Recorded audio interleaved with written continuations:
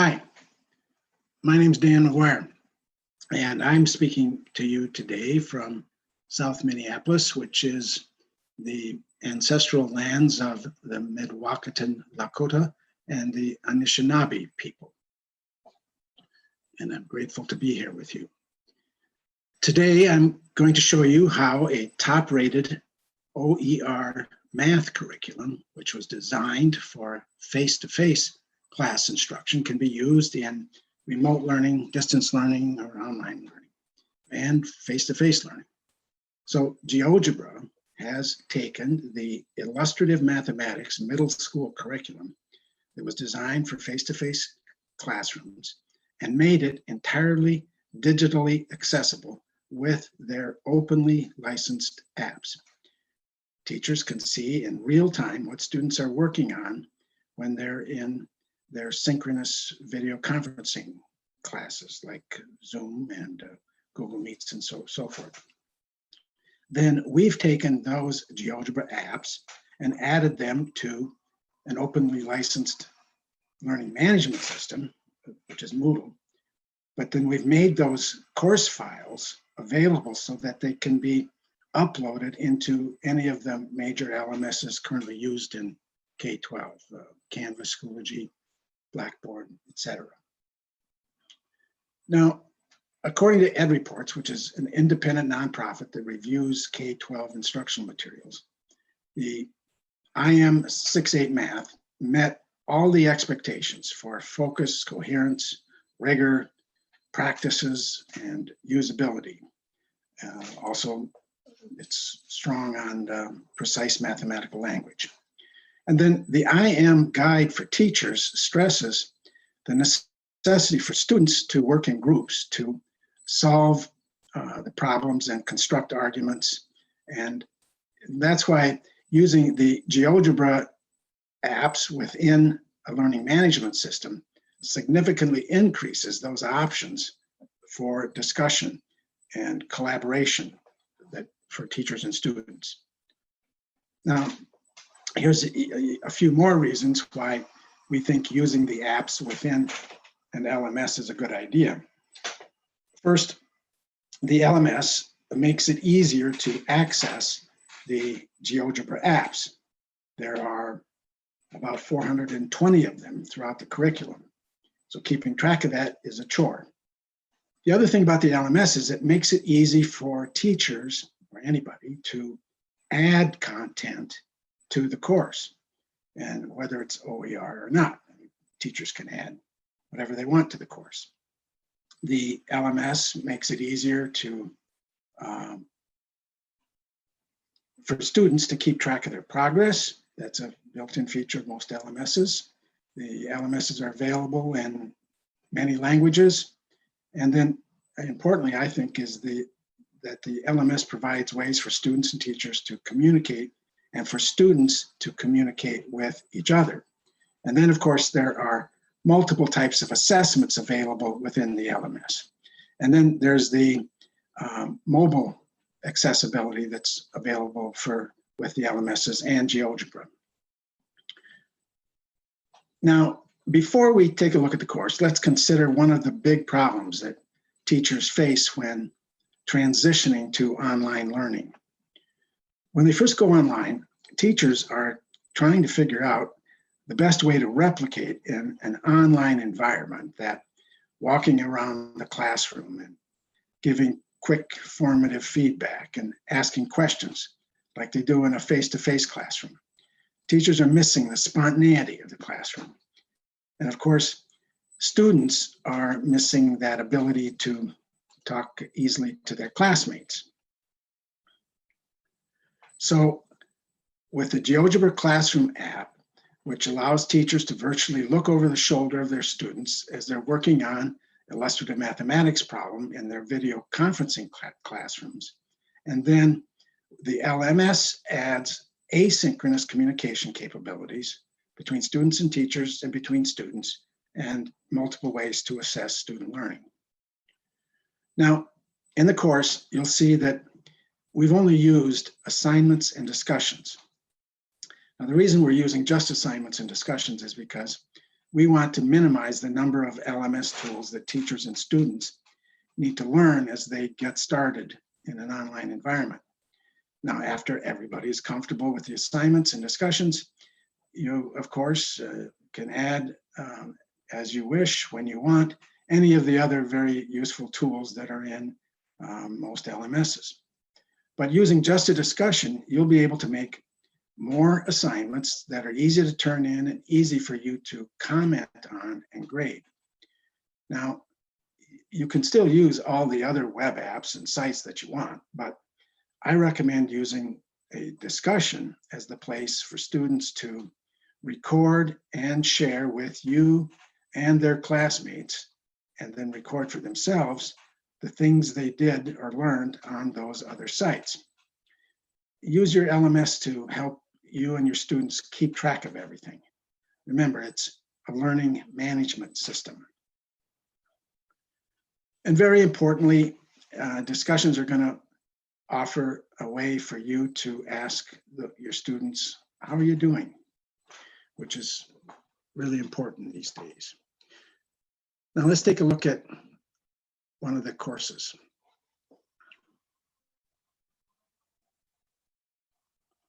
So there are 9 units in each of the 3 grades. So there are 27 courses for the grade 6, 7, and 8 curriculum. Each of the units are organized in a similar manner. And in each unit, we start off with a README page for tips and suggestions for teachers, an attributions page, then links to the teacher materials for the unit and the parent materials for the unit. I'll give you an idea of what those look like. Here's the teacher materials for Unit 1. You'll notice that in Unit 1, there are 19 different lessons. For each of those lessons, there's a page that looks like this. And as you'll scroll down, you see that there's a suggested narrative that teachers can use as they prepare for their direct instruction using the synchronous video conferencing classrooms. Each of the learning goals for the lesson are spelled out. The specific learning targets are mentioned, the Common Core standards, and glossary items. Now there's a page like this for every lesson in all 420 lessons in the curriculum. And then after the teacher and parent materials, these are all things that are in all of the units are designed the same way. We have 3 discussions. The first one is the announcements discussion. That's the discussion where teachers can use to make those announcements that aren't related to the academic content of the lesson. And of course, in any school, there is a number of things like that that teachers will need to announce. Then we have a talk to your teacher discussion, which is designed, and the way we initially have it set up is that each student will be in their own group. That keeps the discussions in that discussion private between the teacher and the student. And of course, every LMS has a messaging system, and there is, of course, email. So this is redundant to both of those. But we think it's useful to have as many communications opportunities as possible. And this one is consistent with, they're using the same tool that they'll be using in their academic discussions, which we think it's important to keep that consistent. Then we include a talk to your classmates discussion. Now, of course, all of these are optional for teachers. We're just putting them in the courses. They can be changed or added to, deleted. This one we suggest as a place where students can share and talk to each other all of the things they want to do outside of the lesson, outside of the academic stuff. Let them share what they want, their pictures, videos, drawings, diagram, music, all that kind of stuff. Students need that these days. Now, in each unit, there is a lesson that looks like this. First, we have a link to the GeoGebra lessons for the activities. With each lesson, there are practice problems or activities. So for each of the lessons, we include an assignment and a discussion. For each of this practice sets, there's an assignment and a discussion. So we've built the structure here for teachers. I can show you we'll go to a link to see just what one of the illustrative mathematics lessons looks like. So this is the first one in grade 6. It presents some pages with patterns. And what do the patterns look like? We're asking the students explore that a bit. Then we ask them to explain what their thinking was. Then we ask them some more specific prompts, ask them to explain their thinking there. Then I say this is GeoGebra that's created this with illustrative mathematics. Then there are manipulatives. In each of the lessons, GeoGebra has created digital manipulatives, which are really important for exploring to making these math concepts become real for students. This one I can just show you, give you an idea of what it does here. It just changes the shapes. It's a simple one. Some of the applets get more complicated. Then the other nice thing about GeoGebra is they really have powerful mathematic tools. In other words, there's chart papers that you can add any of the math tools that you want to add. It's really phenomenal. This being the first one in the grade 6 just includes the basic shapes one and then a polygon creator and then a way to label them. So we're starting off simple. That we're asking students to look at the directions and then create some shapes on that page. Then we want them to talk about it, explain what they did.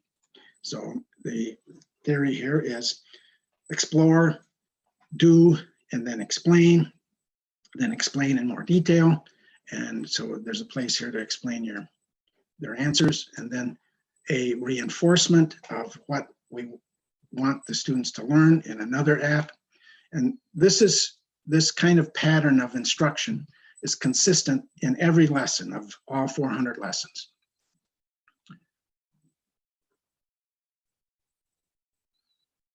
So let me go back to the course and just point out a few things. I'll scroll down and just show you there's a different lesson there's 19 different lessons in this unit. Now, for these discussions, there are rubrics. Let me go back here to the slides. And use those discussions as a way for students to give feedback to each other. And students are going to very likely need practice in doing that. So we encourage teachers to include specific directions about what students should say and how they should say it. And then we actually encourage you to give some specific feedback from the teacher to the students about that communication in the discussions. And the way you do that in those discussions is use the rubrics and marking guides that are available in all of the LMSs. I'm not going to take time to show you today how that works, but I'll just say that you can create a marking guide or rubric as detailed as you want. I think you can make them 10 by 10 if you want. So 10 rows of criteria and with 10 columns of levels within those criteria. To start off with, I usually just stick with one simple row of 3 items. How was the drawing? What was the explanation? And how was your communication with the other students? Was it clear, concise, positive, that sort of thing? And you can give different points for each of the criteria. And there's a place in each criteria, no matter how many criteria you have or levels of the criteria, that You can make individual comments to the student from the teacher. And this is where you really give that personalized instruction, where you really connect with the student and offer them your guidance on how they should think about something differently or where they should go to find more information. This is the art of teaching. So using discussions is a way to have students go to the board and show what they know.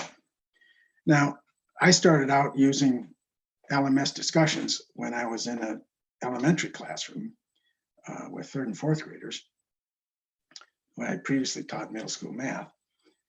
And with my 3rd and 4th graders, they really enjoyed having the ability to show off to each other online. It was like Facebook to them. And they could have discussions about what they were showing each other, either their science projects, how many inches their bean plants had grown, or book reports. A lot of the students really liked comparing the descriptions of characters in the books they had read. Well, I thought this, and well, I thought this, which is exactly what we want them to do. We want them talking about those academic things.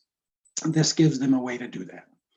And it gives students who may not feel so comfortable speaking up in class a way to do it. And of course, encourage students to use images, videos, audios, whatever that is available to them. And enabling student expression like this is what's going to connect them to you, each other, and the class as a whole. Now, in summary, as we've pointed out here, we focus on the discussion in the LMS, and a discussion enables you to provide these 3 elements that are necessary for any course, really, at any level, but they're especially important for middle school students in an online environment. And those 3 elements are student self-efficacy, a sense of belonging, and then an increased perceived value of the curriculum.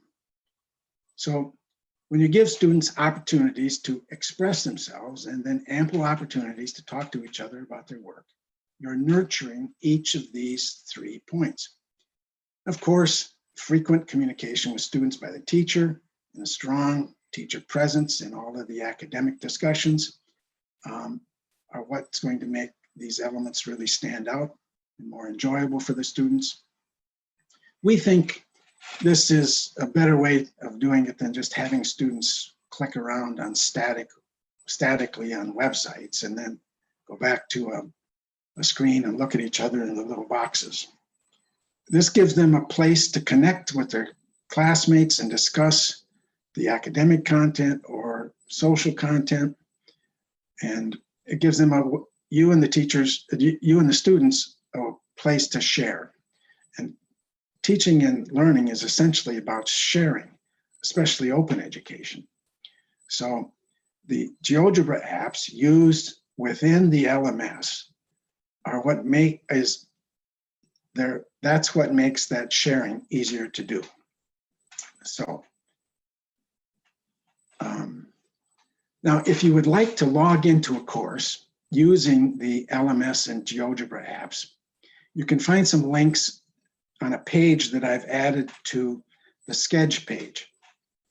There's a link to a Moodle site there with some sample usernames and passwords that you can use. And if you want, you can, of course, contact me. We'll send you whatever course files you like. But they're also available on MoodleNet. And I'll just see if we can get into, no, that's not open, so I'm not going to take time to try to navigate that. But I'll just tell you, if you go to MoodleNet on the page I've given you links to there's a link to MoodleNet. And you don't need to create an account on MoodleNet. You can browse, look at courses, download them without creating an account.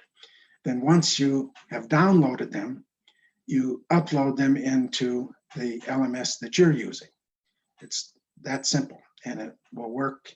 We've tested it, like I said, in the major LMSs, and it works nicely. So that's the extent of what I wanted to share. I think we're almost at 20 minutes, and you see my contact information here. Please let me know if I can send you any more information about this. Happy to do it. And I really appreciate your collaboration in this important work we do. So do we have any questions yet, Emily? And I didn't see any questions in the chat. There have been some positive comments, but nothing I identified as a question. So feel free to ask your questions.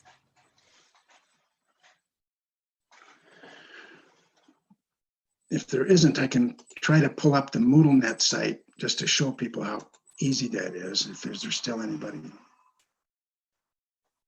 I hesitated to do that because sometimes we get this hang up. Susan wonders, how long does it take to set it up? Set up what?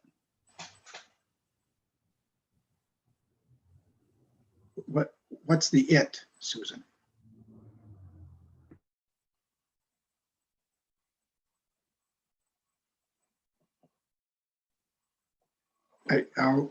Maybe if she wanted to make a Moodle course herself, how long would it take to set it up?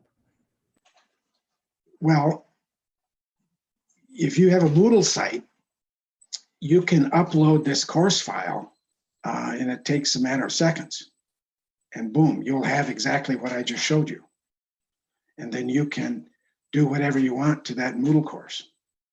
I mean, it's as fast as your connection. She says, okay, that's what I wanted to know. Yep. And then the issue is getting to the right course that you want to add. Like I said, there's 27 of them. And which ones do you want to teach your students? And then Mariah wonders, how can I get my own Moodle site? Good question. Moodle is offering free teacher sites. I think if you just do a Google for free teacher Moodle, you'll get to it. I think they're offering as many as 200 students for free, and I'm not sure. They're playing with that right now. You can certainly get a site that's not very expensive if you want. It'll be cheaper than buying one textbook from anybody for the whole site, and you can run all your students on it.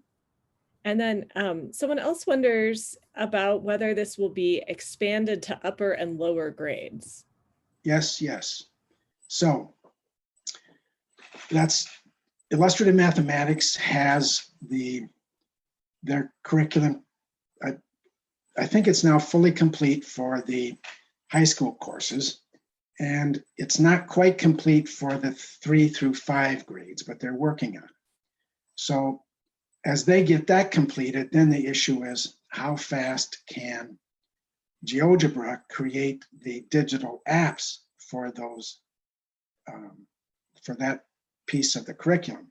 Now, all of these pieces of curriculum at all the grades have been built into proprietary systems. So if you want to, you can go out and find this and pay for it.